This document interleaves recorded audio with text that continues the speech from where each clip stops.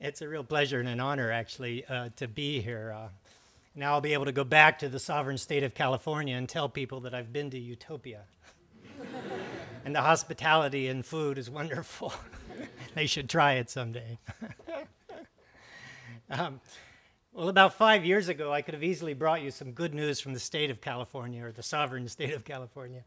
But these days, I can actually bring you a semblance of good news from the United States as a whole. I think finally the U.S. public is ready to be a better part of the global family, that the U.S. public is ready to be a part of the solution. You know, of course, about the midterm elections and how we felt we delivered at least some semblance of a blow to the neocons, the neoconservatives who wanted to build empire and took back the House and Senate. But thanks in large part actually to the work of Al Gore over the last couple of years and the film, people have awakened to the issue of climate change, which of course is really climate disruption or climate chaos. And again, they're really ready to be a part of the solution. But the problem in the United States, and it's probably not much different here in Germany, is that people don't really know what to do to be a part of that solution. And I want to apologize a bit for using some notes today, but my comments won't really be about the tropical rainforest and my life's work over the last couple of decades. It won't be about the mighty Amazon or the Congo or the Southeast Asian forests or the other great forests of the world. There's some other things that we need to do that are going to help us save the world's forest or to save any of the great ecological systems that are under such threat these days, and to preserve a semblance of the cultural diversity around the planet as well. But people are ready for action and change, but they don't quite know what to do.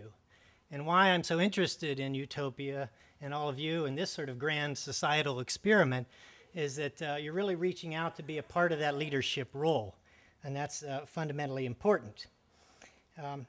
If I have any advice to the Utopian team, it's that, of course, you should stay independent from the advertisers and the corporations, but that you should not seek to be objective the way a lot of journalists do. And we need to take a position and provide some real leadership. People are questing for some leadership out there. I think it is important right now that we all get out there and in our respective ways exercise a semblance of leadership, to employ whatever wisdom we might have garnered over the years and to lead as best we can. That we have to speak out in terms of what to do. There's a great poet from the United States, from the Beatnik generation, a man named Gary Snyder. Some of you may know his works. He was from the era of Jack Kerouac and Neil Cassidy and Allen Ginsberg and those characters. But he also studied a lot of the world's philosophies and religions and nature itself. He was quite the naturalist. And at one point he was speaking out about the first global campaign of great success, which was that of to save the whales. And he said that if you think about it, the whales could not speak for themselves in the smoke-filled corporate chambers of the whaling fleets. The whales couldn't speak for themselves, right, in the halls of Congress or Parliament. They couldn't speak to the leaders of the world. And so Greenpeace had to get out there and speak on their behalf as best they could. And we need to speak out as well. And the problems, of course, are not just about the whales, but so many other things. I think our times are indeed dire in many respects. We're standing on the precipice, on the edge of a cliff. There's another great from California, a man named David Brower, who tells a little bit of a story about standing on a cliff. He says, if you're standing on a precipice, right, and you're about to fall off into oblivion, in some senses, the solution is relatively simple.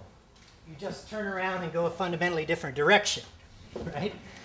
And that was his way of talking about the great ecological U-turn to a more socially tolerant and ecologically sustainable society. And if you think about that concept, just the concept alone, let alone the implementation of it, should be cause for great celebration, that we could take this U-turn to that better world. And in the magazine world, you know, one can afford to be sort of funny and stylish and hip, and I'm sure that we'll see all of that in Utopia. But Utopia also needs to be strong and courageous. It needs to be bold and pragmatic. And getting people to take that first step is of great import. Because taking action, however humble that action might be, really is the antidote to depression and despair and just shutting down. We see from time to time how people in the United States, and I'm sure it happens here in Germany as well, really shut down, and we can't afford to allow that to happen. To the extent that there's a new generation of people, a younger generation of people that are really more performance-oriented or achievement-oriented or entrepreneurial, I think that the magazine Utopia can really help feed that spirit. So what you all are doing here, this sort of grand societal experiment, is of great consequence, and I'm really quite excited to be a distant part of that team.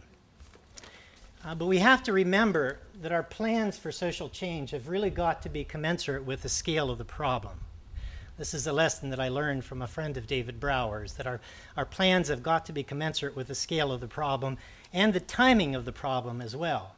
And time is not really on our side right now. This is part of what I tried to take into the spirit of Rainforest Action Network. And our logo, you might know, is a black leopard or a panther. And there's a bit of snarl to the teeth, right? There's a sort of pantheresque spirit that we took to a lot of our campaigns, like the Burger King campaign back in the mid-1980s. Burger King was importing beef from the rainforest. It was the 70% of Central America's rainforests were cut down just to create short-term cattle pasture to raise beef to sell to the fast food restaurants or franchises in the United States. After 18 months of campaigning, Burger King was on at least one bended knee, and they canceled a $35 million beef contract with Central America. And we began to show people that you can make change. You can do it directly with some of the companies. You can help them sort of shoulder their responsibilities to do business in the right way. We went on over the years to even bigger campaigns. Home Depot, I don't know what the counterpart here is in Germany, but Home Depot in the United States, one of those giant big box stores like Walmarts and such, is the largest retailer of wood on planet Earth. And you can go out to the individual logging companies and ask them to be nicer people to the forest, but it doesn't get you very far very fast. When we went to the middleman, so to speak, and we said to them, you've got to specify to all the logging companies that supply you that you will not buy their product if it comes from an ancient old-growth forest. There's real power in such a strategy. Home Depot had declared that they were an environmentally sound company, but they weren't, of course, living up to it.